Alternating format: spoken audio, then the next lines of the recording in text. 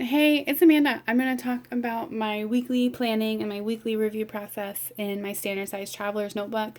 This is a special Nomad or a customized Nomad from Spek, and I'll put the link to their blog that includes all the specifications and the cost in my description box below. I'm not going to do a flip through right now because I did one more recently and before that, and I honestly haven't changed much at all in a very long time. So I'm going to go into this insert, which is from Paper Penguin Company. It's Tomoe River paper, 160 pages, so it's nice, thin, yeah, crinkly paper. And I use these kind of as a bullet journal. So these are my weekly overview pages, and then it goes into my daily pages. And usually on Sunday nights, I'll have, my tasks, my journaling, and then I'll start setting up next week. So before I review the week, I actually set up the next week. So I usually start, and when I say usually, I mean I've been doing it for, I don't know, over a year now. I use a quarter box, like a page flag size washi strip, and I write the week number. I've been doing that for a long time in a lot of notebooks. And before I forget, these are from Sweet Fox Papery, and I'll put a link to her website and with my discount code below. So when I set up this week, this is obviously the date. I'm going to put any big holidays or events here, and then I write Monday down to Sunday, and then I'm going to go look at my monthly calendar. This is a month on 2 pages from Paper and Cats, and I'm actually going to look at 2 weeks. So this was week 46, November 11th. So I'm going to look at this week, and I'm also going to look at this week, just in case there are any events down here, like a birthday that I know that I need to get a card for, or anticipate like a last-minute birthday dinner or something. So I actually look ahead 2 weeks. And then I'm going to transfer these hard events from this week here. This includes like work schedules, for example, for my husband and I are over here. And then like those birthday cards, for example, I can put as a task down here. If I want to get it done right away, I can also put it on Monday's task. So I filled in our work schedules, and I realize this is really redundant for some people, but for me, creating this layout sets up like an accurate visual representation for the week. So when I'm planning ahead, thinking about tasks, and just trying to wrap my head around what the week's going to look like, this is definitely the best view for me.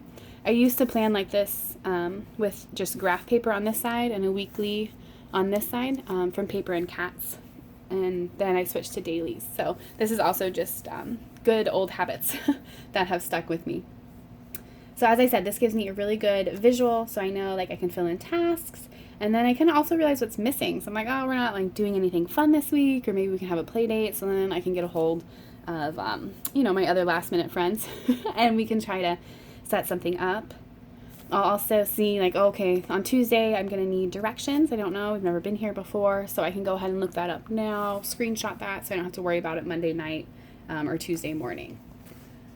And then, now that this framework is set up, I'm going to start looking at my previous week, which is more of the weekly review process, if you will. And that term comes, for me, it comes from Brandy Michelle Plans, from Getting Things Done method.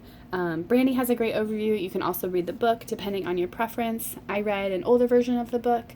I like reading. I thought it was an interesting read. Brandy has great videos, too. So I'm actually going to pull my list closer.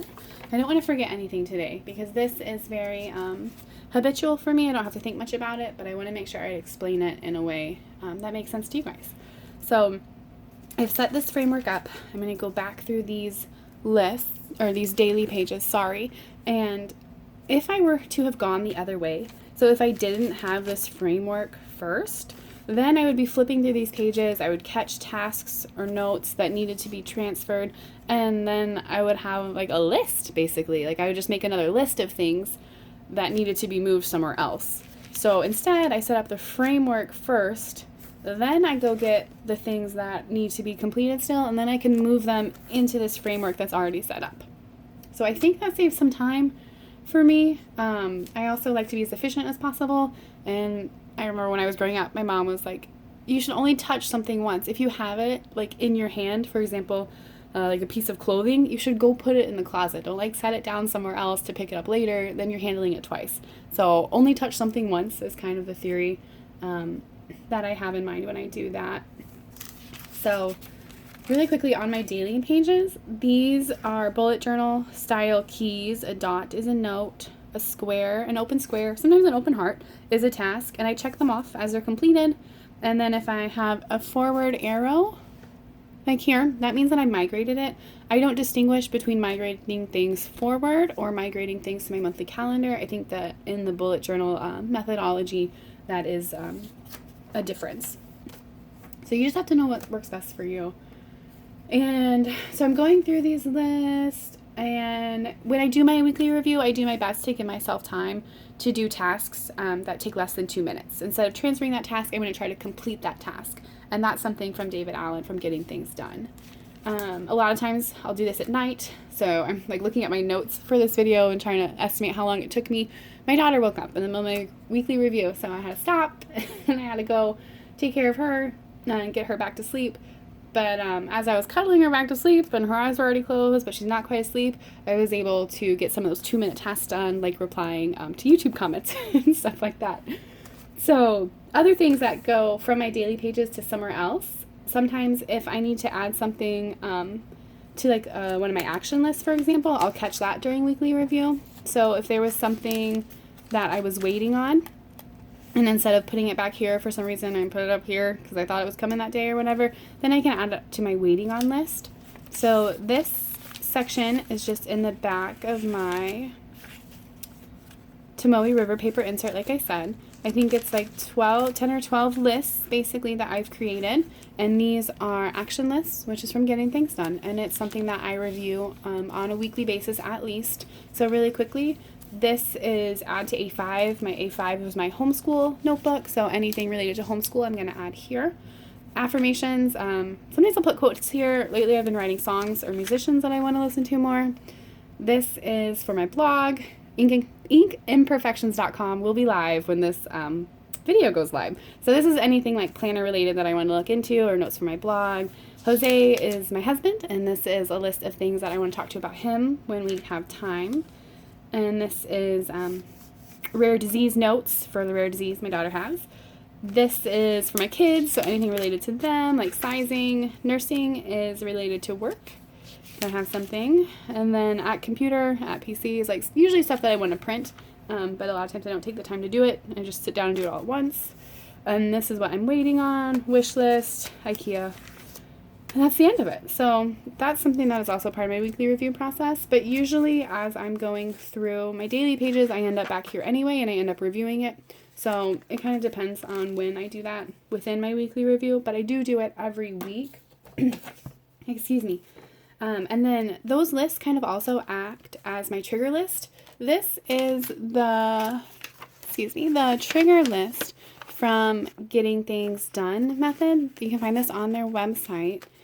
And it's a great little list, and I really liked it at first, but the more I was like secure and comfortable in my planning system, this just caused me stress. I would see things on here that I didn't need to do anything about, but I'd be like, oh gosh, do I need to do something about that? Do I have enough like professional clothing?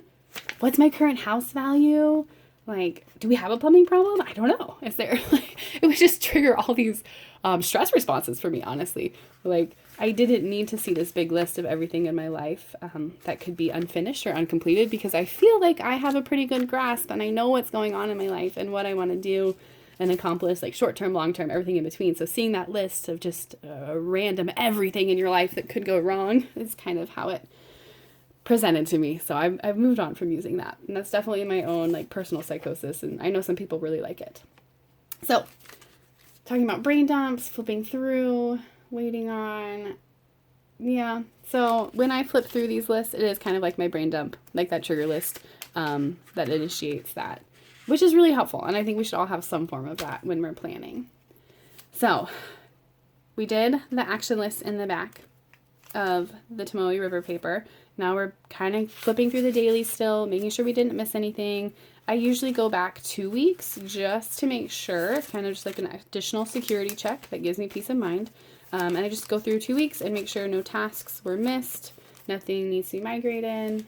And then after that is done, I will go to my tracker. This is from Paper and Cats.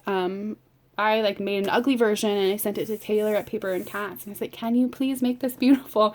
And she totally exceeded my expectations. Taylor does awesome customs, and you can now buy this in personal size and in rings and all sorts of different variations. So I love it. It's like daily tasks over here, weekly, monthly projects, and then just a dot grid over here. So part of my weekly review is making sure that this is up to date, checking this off, looking at projects, and then for projects, I'll see. These are usually house projects that I put on here. If I have stuff going on, like bigger projects at work or something, I'll put that down here as well, just to kind of give me that like focus, like this is what's going on this month. But then the other part of my weekly review process is actually looking at my other planners. And in 2017, I was only in one planner. So this has evolved, but I'm really happy with how it's evolved. So I have a personal rings. This one, for example, is for my blog, and then it's also for the rare disease volunteering and event planning that I do. And then I have a Filofax personal Finsbury for my work as a freelance medical editor and writer and as an emergency room nurse. And then I have my A5 for homeschool.